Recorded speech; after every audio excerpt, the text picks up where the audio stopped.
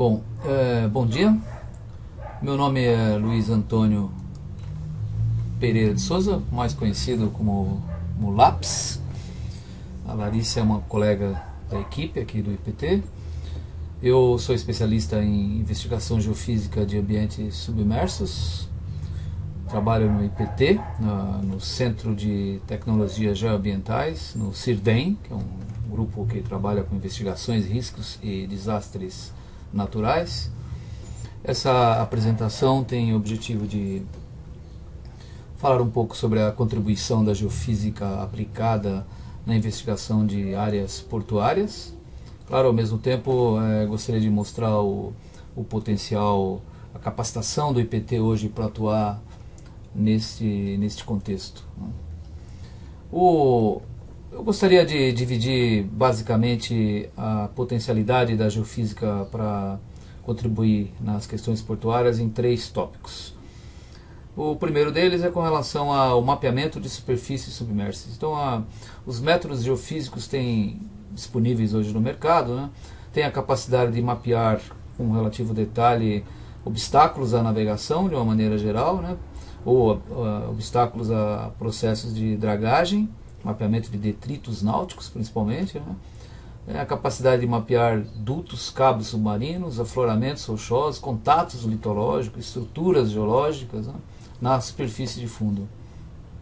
Aqui é um exemplo de um sonar de varredura lateral, uma imagem, né, do sonar de varredura lateral aplicado no mapeamento de detritos náuticos, né. Isso aqui lá no Canal de Santos, uma âncora aqui no fundo do mar. Aqui é uma estrutura retangular, provavelmente uma barcaça naufragada aqui no canal do Porto de Santos também, numa área também de interesse à dragagem, né? Então, detrito náutico, podemos classificar como um detrito náutico, né?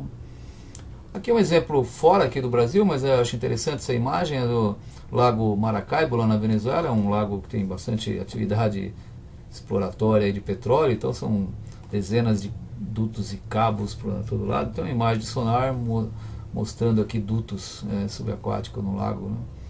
Aqui é um cabo submarino, né, mostrando também o potencial do sonar de varredura, no caso, para mostrar, por exemplo, esse cabo está fora da posição dele original. Então, quem lida com monitoramento de cabos submarinos certamente ficaria um pouco preocupado com a observação de uma imagem como essa, né. Aqui é um emissário submarino lá na Praia Grande, né. Então, o mapeamento de sonar de varredura lateral tem uma aplicação bastante interessante para mapeamento de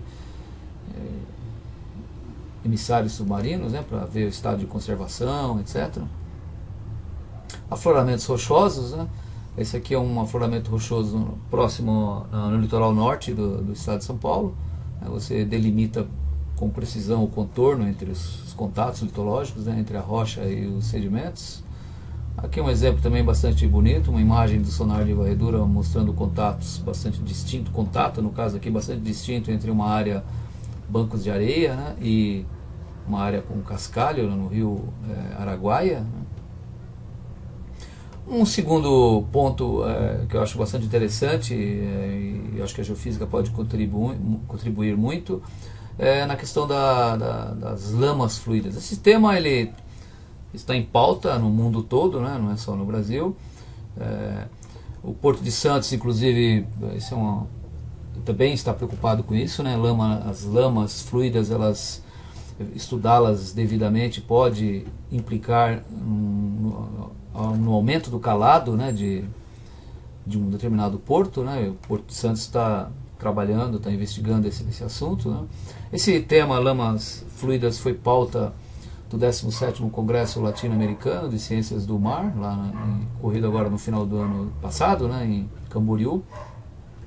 Lá nesse evento ocorreu o primeiro simpósio brasileiro de hidrografia portuária e essa questão da lama fluida foi uma pauta principal do evento, né. Os colegas da Marinha, por exemplo, apresentaram aqui um trabalho, uma mesa redonda, desafios à aplicação do conceito de fundo náutico em vias navegáveis. Então, realmente foi um assunto bastante discutido, com participação de dezenas de pessoas de todo o Brasil, né. Então, o assunto realmente ele está em pauta e é bastante interessante, né. Os navios estão cada vez maiores, né. Então exigem cada vez mais dos portos, os calados, né, dos navios.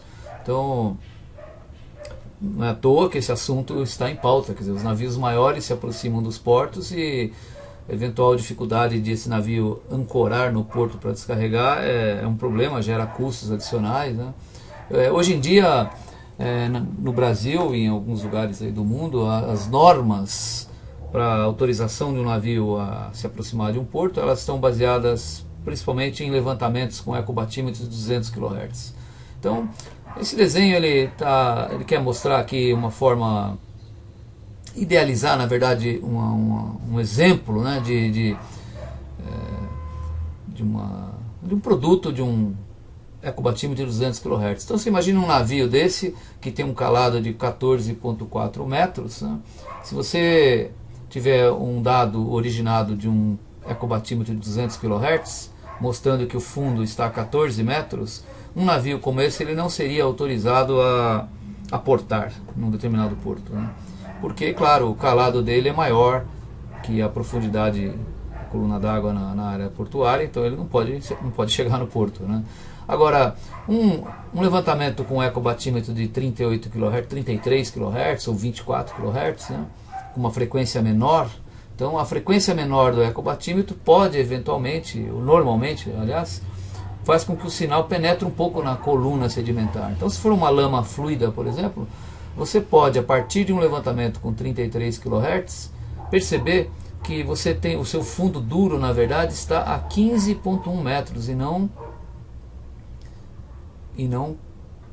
14 metros, certo? Então, isso faz com que um navio com calado de 14,4 metros possa eventualmente adentrar ao porto, né? Se o navio tiver a capacidade de romper essa lama, ele pode chegar diretamente ao porto, dispensando, por exemplo, navios intermediários para descarregar toda a carga que ele contém, certo? Então, isso facilita, minimiza custos, etc. A questão operacional fica muito mais facilitada, né?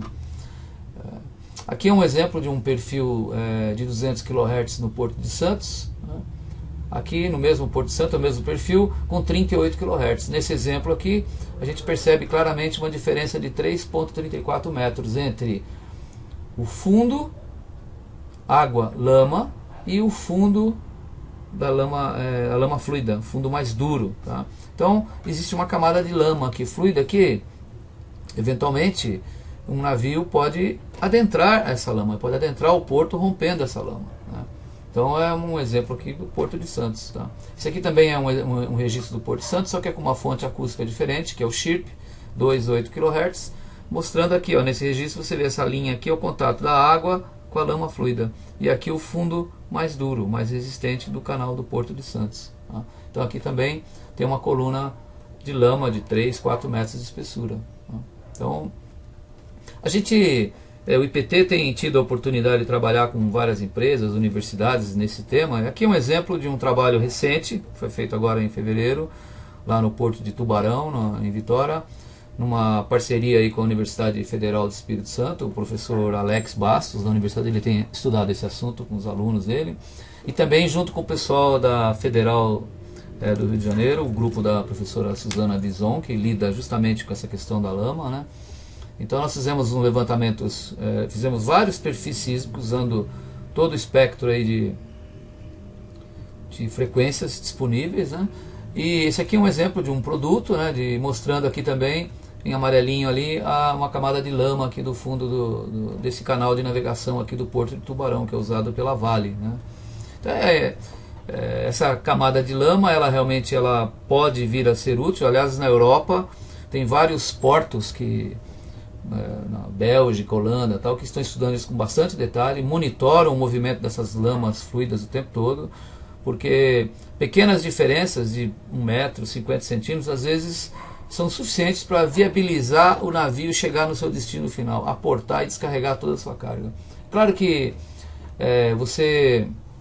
a viabilização de navegação numa lama dessa aí exige também se conhecer essa lama, então há necessidade de você medir outros parâmetros dessa lama, né, parâmetros geológicos, certo? Então, para isso existem alguns grupos no Brasil, particularmente a COP, no Rio eles têm uma experiência bastante interessante, né? Nesse caso do Espírito Santo, essa foto aqui eu ilustro justamente o equipamento para medir a densidade da lama. É uma equipe aqui da COP atuando junto com o IPT e com a UFES lá no canal de navegação lá do Porto do Tubarão, né?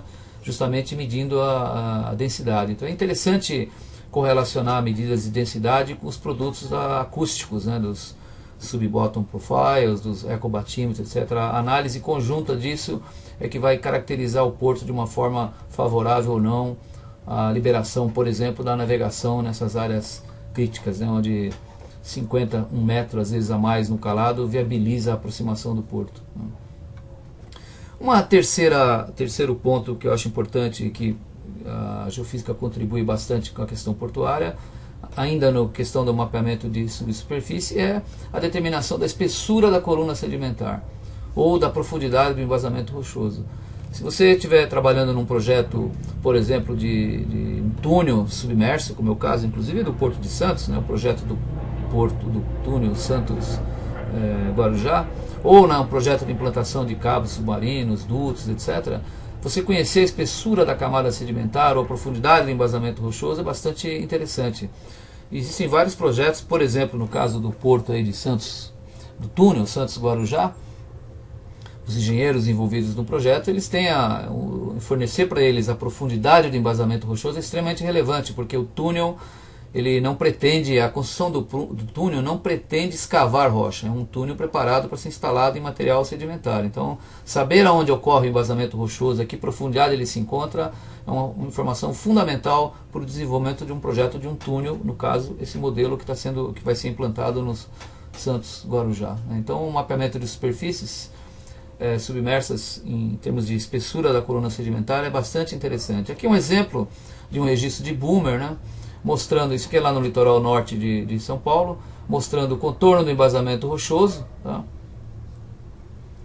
Aqui ó, você vê que tem uma camada sedimentar aqui de mais de 30, 40 metros de espessura, ele quase aflora aqui no canal, aqui no litoral norte de São Paulo. Então essa informação por vezes é bastante importante em determinados projetos em áreas portuárias, né? Aqui é no Porto de São Sebastião, também, aqui é São Sebastião e aqui é Ilhabela, até mais ou menos a metade da distância entre São Sebastião e Ilhabela, esse perfil, né? Mostrando aqui em azul o perfil do fundo do canal, né? Chegando a quase 60 metros de coluna d'água, né? E em vermelho aqui a profundidade, o topo rochoso. O topo rochoso, no caso do canal de São Sebastião, ele aflora no meio do canal e daí ele mergulha por baixo da coluna sedimentar. Aqui tem cerca de 45, 50 metros de espessura, né? Então é uma informação bastante interessante para os projetos aí de ampliação do porto, etc., no caso de São Sebastião, né? Aqui é um outro exemplo do Porto de Itaguaí, no Rio de Janeiro. Essa seção foi coletada pela empresa Microars, que é uma empresa do Rio de Janeiro, que tem sistemas acústicos interessantes também para esse tipo de trabalho, tá? Então aqui, em azul, aqui é o fundo do canal, né, de navegação. E em vermelho o topo do embasamento rochoso. Aqui é um bom exemplo de, por exemplo, um projeto de dragagem aqui nessa região talvez seja comprometido pelo fato da existência de ter sido constatada a presença de um afloramento rochoso. Remover rocha num projeto de dragagem realmente encarece muito o projeto. Talvez, num caso como esse aqui, o ideal fosse mudar o canal de posição para uma região aqui onde não tem afloramento rochoso, né? Então aqui mostra mais uma vez a importância de você saber a profundidade do embasamento rochoso, até mesmo num projeto de dragagem, tá? Não é objetivo dessa minha apresentação aqui discorrer longamente a respeito das possibilidades que existem hoje com relação à investigação de ambientes submersos, mas gostaria de rapidamente classificar, né, os sistemas existentes hoje. Então basicamente hoje a investigação acústica de ambientes submersos ela se divide em dois grandes grupos. Um grupo que tem o potencial de investigar a superfície de fundo e um outro grupo que investiga a subsuperfície, né? Então, nesse contexto da investigação da superfície, a gente destaca aqui os ecobatímetros, né, os monofeixes, multibeams, a interferometria, o sonar de varredura lateral, né, todos eles são equipamentos voltados à investigação da superfície de fundo. Esses equipamentos, a maioria deles trabalham com frequências entre 30, 40, 50 kHz até 1000, tem side scan hoje até de 1600 kHz, mas é nessa faixa de frequência, né? Um segundo grupo é o grupo da perfilagem, o grupo que investiga a subsuperfície. Então, esses equipamentos normalmente trabalham com frequências entre 300, 400 Hz a 20 mil Hz. Existem hoje alguns equipamentos até que trabalham com 50 mil Hz, mas não é tão comum. A maioria dos perfiladores no mercado hoje trabalham com frequências entre 300, 400 Hz até 2 kHz, que são aqueles voltados mais para penetrar bastante na coluna sedimentar, e os equipamentos que trabalham com frequências acima de 2 kHz até 20, 25 kHz. Nesse caso, são perfiladores que priorizam a resolução. Tá? Essa é uma compartimentação assim, sumária sobre os equipamentos hoje disponíveis para investigar ambientes submersos com equipamentos acústicos, né? Claro. Você decidir por um equipamento ou por outro não é uma operação trivial. A gente é testemunha de vários equívocos, inclusive de usar um determinado equipamento que não gera o produto que se interessa para o projeto. Realmente é uma atividade, é uma ação que exige um certo cuidado, né? Ao você determinar que tipo de equipamento você utilizar. Existem algumas áreas, aqui é um exemplo de uma área na Finlândia, uma área portuária lá, onde tem 3 fontes, esses aqui são produtos de 3 fontes acústicas distintas. Se a gente observar em detalhe esses perfis aqui, a gente vai perceber que os produtos são bastante semelhantes. Então, um chirp ou um boomer, talvez numa região como essa aqui, que tem uma característica geológica bastante favorável para a aplicação de métodos geofísicos, de métodos acústicos, né? Qualquer uma dessas fontes acústicas provavelmente forneceria dados interessantes a um determinado projeto portuário, né? O mesmo não acontece, por exemplo, no litoral norte de São Paulo. Isso aqui são 2 perfis de fontes acústicas distintas obtidos no litoral norte de São Paulo, mostrando que os produtos são bastante diferentes, né? No perfil superior você não consegue ver o que está traçado aqui no perfil inferior, que é o topo do embasamento rochoso. Um chirp usando frequência de 2 a 8 kHz pode, e esse é o caso, não penetrar na coluna sedimentar, né? Veja bem que o topo do embasamento rochoso aqui está a quase 90 metros de profundidade. O chirp não mostrou isso aqui, tá? Então aqui é um exemplo de uma área onde, caso haja necessidade de se saber a espessura ou a profundidade do topo do embasamento rochoso, o chirp não é uma boa fonte acústica. Ele não vai dar os resultados necessários. Há necessidade de usar uma fonte do tipo boomer, tá? Eu tem alguns artigos, inclusive, escritos nesse contexto, né? Esse exemplo aqui vai mostrar, a ideia é mostrar para vocês a importância de você abordar os seus problemas sob vários pontos de vista, com várias fontes acústicas, né? Isso aqui é a entrada do Porto de Santos. Esse perfil vermelho ele foi feito com um ecobatímetro de 200 kHz, que mostrou, eu vou me concentrar apenas numa anomalia para facilitar aqui a minha explicação. Então, aqui nesse círculo vermelho eu estou mostrando esse pontinho e eu perguntaria, do que se trata esse ponto? Que anomalia poderia ter no fundo do canal de Santos, né? Esse é um exemplo no canal de Santos, para gerar essa topografia aqui. Então, aqui poderia ser, sei lá, um navio naufragado, poderia ser uma ponta de rocha, poderia ser um detrito náutico, um mastro de um navio, alguma coisa assim, gerando... poderia eventualmente até ser um peixe grande passando embaixo do meu ecobatímetro e gerando essa anomalia topográfica, né? Um ecobatímetro de 200 kHz ele mostra a anomalia, mas não me esclarece a natureza dela, certo? O ecobatímetro de 38 kHz no mesmo lugar também mostra a mesma anomalia, mas não me esclarece a natureza dessa anomalia, tá? Se eu utilizar um chirp de 10, 18 kHz, a anomalia continua aparecendo ali, mas também não me ajuda muito em termos de do que se trata, né? Fica sempre a dúvida, tá? Se eu usar um ecobatímetro de 2,8 kHz, que tem uma frequência menor, então ele penetra um pouquinho mais na coluna sedimentar, eu continuo, na verdade, com a mesma dúvida aqui. Eu continuo vendo a anomalia e não consigo saber do que se trata, tá? Se eu usar um boomer, o boomer, por utilizar frequências mais baixas, ele acaba naturalmente tem um poder de penetração maior. Então ele acaba penetrando, o sinal sísmico emitido pelo boomer penetra na coluna sedimentar. Nesse caso específico, veja bem, eu continuo observando aqui a mesma anomalia topográfica. Ela não está tão bonitinha quanto nos outros registros. Isso é bastante óbvio, porque como o boomer trabalha com frequência mais baixa, ele perde poder de resolução. Mas por outro lado, ele penetra na coluna sedimentar. E se a gente observar atentamente esse registro aqui de Boomer, a gente vai poder identificar camadas sedimentares. Então, o Boomer me acrescentou uma boa informação. Ele está me dizendo o seguinte, que existem camadas sedimentares aqui e que provavelmente o embasamento rochoso está bem mais profundo. Então, na minha interpretação dessas anomalias, já posso excluir uma primeira ideia que eventualmente tenha me induzido a acreditar que esta ponta aqui seria um afloramento rochoso.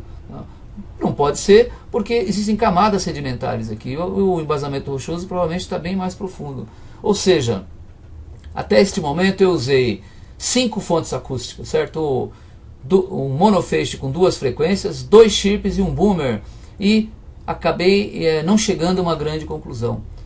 Pela felicidade nossa, nesse navio, nesse levantamento que estávamos fazendo, nós utilizamos também um sonar de varredura lateral. Então tínhamos uma sexta fonte acústica, era um sonar de varredura lateral, que mostrou para a gente do que se tratava essa anomalia. Na verdade, esses perfis aqui, todos eles cruzaram transversalmente o navio. Então essas anomalias que nós estamos vendo aqui, ó, é um corte transversal a um enorme navio aqui de uns 50 metros de tamanho, né, de comprimento, no fundo do barco, no fundo do canal do Porto de Santos. Então, esse exemplo meu aqui é para ilustrar claramente a importância de você abarcar, né, abordar os seus objetivos com o maior espectro de frequência possível, porque cada região que você trabalha, ela pode oferecer resistências, entre aspas, diferentes à propagação do sinal sísmico. Às vezes frequências mais baixas dão resultados mais interessantes, às vezes frequências mais altas. Sonar de varredura lateral mostra os objetos lá no fundo. Então, esse conjunto interpretado sincronizadamente é que vai trazer o melhor resultado para o seu objetivo. Então, é sempre interessante você, ao desenvolver um trabalho numa área portuária, não só em área portuária, pode ser em rios, reservatórios, né, em mar mais afastado também, é interessante você abordar os seus problemas com todo o espectro de frequência. Quando eu falo todo o espectro de frequência, estou falando em monofeixe de dupla frequência ou 3 frequências, estou falando em sistemas multi-beam, estou falando em sonar de varredura lateral, estou falando em perfiladores do tipo Chirp, Boomer, Sparkers, enfim. Inclusive magnetômetros também muitas vezes são interessantes de fazerem parte desse conjunto, tá? O IPT ele possui um conjunto interessante de equipamentos acústicos, né, e permite que a gente trabalhe nesse nível de investigação da superfície de fundo, da subsuperfície rasa, né, priorizando resolução, e a superfície profunda, mais profunda, né, mapeando o contorno topo do embasamento rochoso. Então, a gente possui no IPT uma série de equipamentos que podem ser instalados em barcos de pequeno porte. Esse aqui é um exemplo de um barco bastante interessante, que já utilizamos várias vezes em Santos, né? E você consegue colocar nesse barco um conjunto de equipamentos como esse que está declarado aqui. Um ecobatímetro de dupla frequência, 38200, um sonar de dupla frequência também, trabalhando com 100 e 500 kHz, 2 chirps, Boomer, Sparker, né? Então é um conjunto bastante amplo, pegando todo o espectro de frequência, e permite a obtenção de produtos como esse que eu acabei de mostrar para vocês, em todo o range acústico, né? Então aqui são uma ilustração dos equipamentos, né? Esse é o Chirp de dupla frequência, o Sparker, o sonar de varredura, o Boomer e o ecobatímetro, né? O IPT recentemente adquiriu um sistema, talvez um dos mais modernos para mapear o fundo do mar, né, fundo de rios, reservatórios, que é um sistema, um side-scan multifase, usando a interferometria. O IPT optou por comprar um que usa frequências de 550 e 900 kHz, é o modelo Editec 6205. Esse equipamento ele é uma espécie de um multibeam, só que usa a interferometria como princípio, né? E a partir do uso de um equipamento desse, você consegue obter produtos tão fantásticos como esse que nós estamos vendo aqui, ó. É um mapa batimétrico extremamente detalhado, é uma área lá do sul da Inglaterra, né? Ele trabalha sincronizadamente batimetria e side-scan sonar. Então isso aqui é a imagem do side-scan em 3D, né? Porque é um sistema todo acoplado, são imagens espetaculares, né, do fundo do mar. Nós tivemos a oportunidade de experimentar esse equipamento aqui em São Paulo, num reservatório. Aqui uma parte do reservatório foi levantada com esse sistema, mostrando detalhes da superfície aqui de fundo do lago, né? Foi quando nós decidimos que esse equipamento poderia ser muito útil para a gente. Conseguimos arrumar verba para a aquisição desse equipamento. Ele está novinho ainda, nós fizemos já testes, etc. Está pronto para se executar levantamentos dessa natureza. Enfim, o Porto de Santos é um porto extremamente importante, né? Sabemos disso, tanto para o Brasil como para a América do Sul, para vários estados do Brasil, né? Um porto, principal porto de containers da América Latina, certo? Então ele tem uma série de propriedades que colocam ele como um dos melhores portos aí os mais importantes portos da América do Sul, né? E você estudar esse porto sob o ponto de vista de detalhe, né, mapeá-lo geológico, geofisicamente, geotecnicamente, certamente você, ao fazer isso, você vai colecionar uma série de informações, uma série de dados que vão ser muito úteis para a gestão do porto, né? E aí a ideia dessa apresentação é mostrar que realmente um mapeamento geológico, geotécnico, geofísico do canal de navegação do Porto de Santos seria extremamente relevante para o porto. O porto, ele ao você propiciar, né, uma organização das informações já existentes e executar levantamentos complementares, né, tanto geofísicos, geológicos, geotécnicos, você vai compilar uma série de informações e propiciar tanto ao governo do estado, a CODESP, as empresas que administram as marinas, os portos na região do Porto de Santos. Todos esses gestores, certamente eles vão ter em mãos um conjunto de dados que vai facilitar as tomadas de decisões, né? O Porto de Santos, ele tem, o IPT mesmo é contratado várias vezes durante o ano para fazer várias aquisições de dados, então existe bastante informação do Porto de Santos, ela está espalhada, normalmente as empresas não têm acesso às informações, e me parece muito interessante que fosse possível que essas informações fossem compiladas e armazenadas de uma forma clara e explícita para poder ajudar efetivamente os órgãos do governo que gerenciam na gestão do Porto do Canal do Santos e as empresas privadas que têm planos de ampliação, de construção de novas marinas, etc., né? E a ideia é essa, quer dizer, a constituição de um projeto que gere uma informação compilada com informações já existentes e informações novas do Porto de Santos. Isso vai aprimorar certamente o Porto de Santos de uma forma geral, ele vai passar a atender navios de maior porte, as organizações portuárias, né, do estado, do município, vai ser bom para o município, vai gerar emprego, vai gerar melhor infraestrutura, acessos ao porto, etc. Então vai ser bom para todos os envolvidos nessa questão portuária, né? Então é isso, a ideia era essa, mostrar a capacitação do IPT.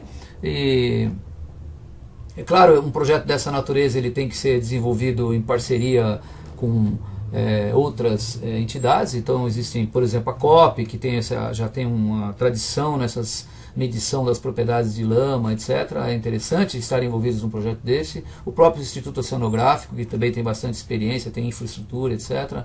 Então um trabalho conjunto das entidades ligadas ao Porto de Santos certamente vai poder propiciar a geração de um banco de dados completo do Porto de Santos, que vai subsidiar qualquer projeto evolutivo aí para o Porto de Santos, né? Então é isso. Obrigado pela atenção de vocês e agradeço.